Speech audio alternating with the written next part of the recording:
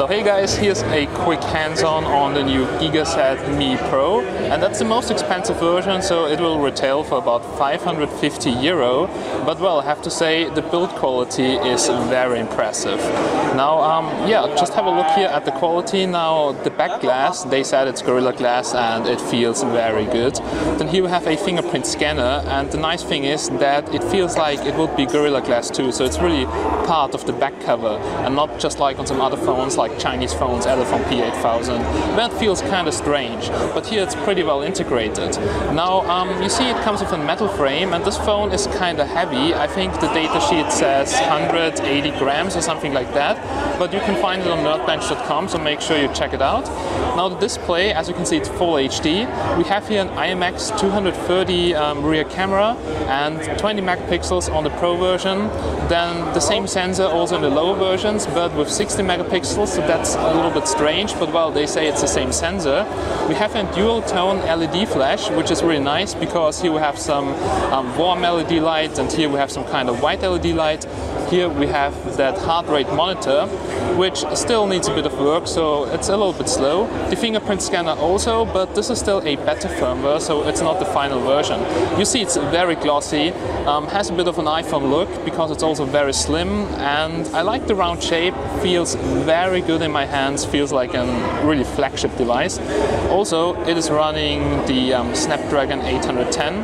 Now you cannot remove the back cover, so it's a unibody phone, and the battery on the Pro version, it's 4000 milliamp hours at 4.4 volts maximum. So that's really, really impressive. And I'm not sure about the heat problem, but so far the phone does not overheat, but I couldn't test it for a longer time, so just here the hands-on, but it feels pretty good so far. Okay, as you can see, it's running stock Android 5.1.1, but it's a bit customized.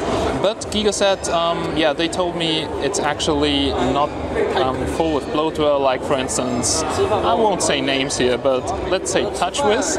And here you can see it's Android version 5.1.1. And yeah, it does not come with NFC, so basically that is one of the things which I do not like so much, because NFC, it's one feature which gets more and more important, but we have all the basic connectivity things like Wi-Fi, Bluetooth, mobile networks. It comes with one big partition, so here you can see the total space partition, 24 gigs usable out of the 32. The battery, well, I cannot say anything about it because there's no SIM card inside, but it can be charged with USB-C. That's a good thing, so you never have to worry about to plug in the connector upside down. Now it comes with 3 gigabytes of RAM, and currently this is still beta software, so kind of slow sometimes here.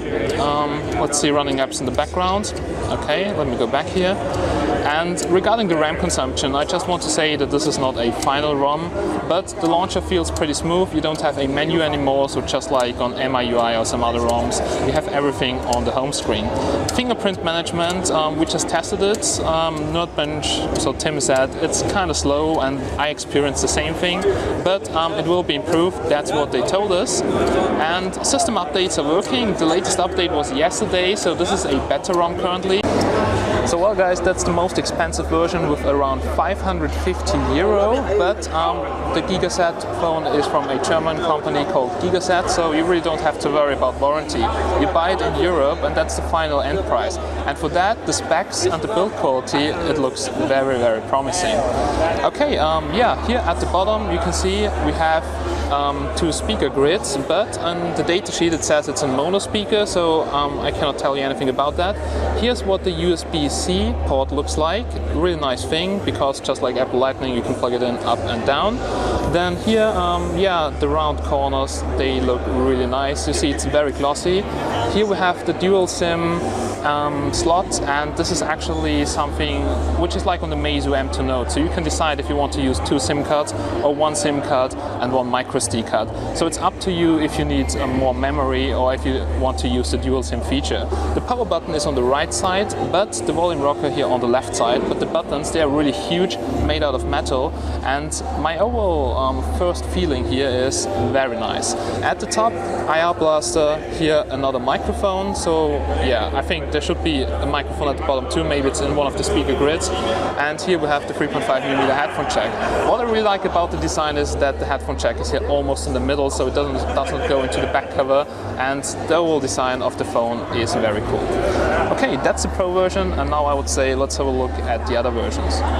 Okay guys, then here's the low budget version, so the Gigaset ME Pure, and what you will see immediately is that the back cover feels totally different, but it's not bad quality, it's aluminium, so it feels still very nice, but I still would prefer the glass version. It's a Gorilla Glass and this just feels more premium, but it's still a nice looking design. What you will also see that here we have a single LED flash, and also the heart rate monitor here on the back side is missing.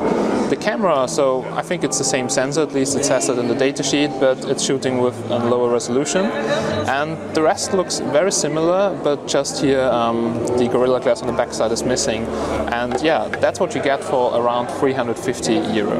Another difference to the more expensive version is the IR blaster. As you can see, it's missing here on the entry-level phone, so here actually we have the top microphone, which is not here, and the IR blaster is placed here on the more expensive version. The IR blaster can be very useful to control your TV, your air conditioner, whatever, but honestly I do not really use that feature, so I don't really care. But I care about the design, and I think the frame looks way better here on the more expensive version.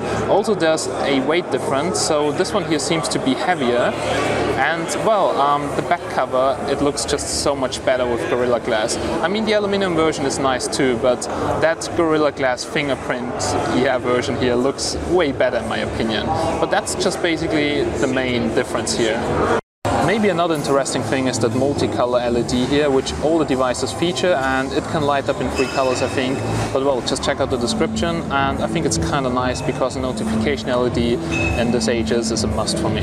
The Snapdragon 810 in the models is currently running at 1.56 GHz, so it doesn't run its full potential of 2.0 GHz, and you also notice that if you have a look at the Antutu score. So in Antutu it scored around 40K, which is really not the full potential of the 810. This is not the final firmware, so I'm not sure if it will be improved, it will run the full clock, or if it's just downclocked due to the heat issues. But here we currently have around 40K in Antutu, and well, the Snapdragon 810 is currently just running at 1.56 GHz, all along with a very high memory consumption, but well, the phone is not really released and this is still a beta ROM. All in all, regarding the heat, it feels pretty good. I'm now using the device like all other people here for hours, and it does not feel even warm, so that's a pretty good thing so far. The camera in those devices is the Sony IMX230 sensor, and it's absolutely great. I just had a look at the pictures on the phone and they are looking great. It just has some focus problem, that's something I've noticed, and yeah, it will be fixed with the final firmware, that's what they told me. But just have a look here at the pictures, we just captured them, and also if you zoom in, this is really sharp. So this is looking really awesome. And here's some other pictures, so well, that's me currently reviewing or doing the hands-on, and this looks absolutely sharp. So regarding the camera, I can't wait to get my review device to deliver you some awesome pictures. Okay guys, now that was my quick hands-on the Gigaset ME series. All in all, I'm very excited. I would definitely go with the Pro version just because of the size, because of the features, and just because the design is simply awesome and the build quality is it's just like an iPhone. I'm really looking forward to a review of that device here once the firmware is finished and yeah, when it is fully released. And I mean, still the entry-level model, it's nice, but just the design is basically the thing which impresses me the most, and that's why I would go here with the Pro version. 550 euro for a flagship device with the 810, if it runs at full potential, is not a bad thing at all. Okay, so thank you guys for watching. I hope you enjoyed it. Sorry for the quality here, but the lighting here is not really the best. Now thanks for watching. Also check out Tim's blog, nerdbench.com, and see you soon in the next one.